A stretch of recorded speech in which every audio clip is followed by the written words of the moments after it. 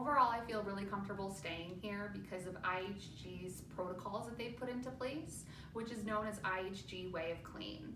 The property is encouraging social distancing with signs across the lobby. The staff members are all wearing PPE, masks, and gloves. Within the room, I can tell that all of the surfaces have been thoroughly cleaned and sanitized, and all of the high-touch items have been removed from the room. On premise, since Chicago is currently in phase 3, there's no indoor dining or bars allowed to be open right now, so the food options are only within the Merchants Mart, where you can just pick up some grab-and-go breakfast, waters, and snacks.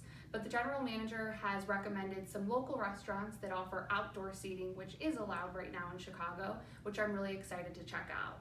So overall, really happy with the protocols that I've seen put into place and excited to stay at the Holiday Inn.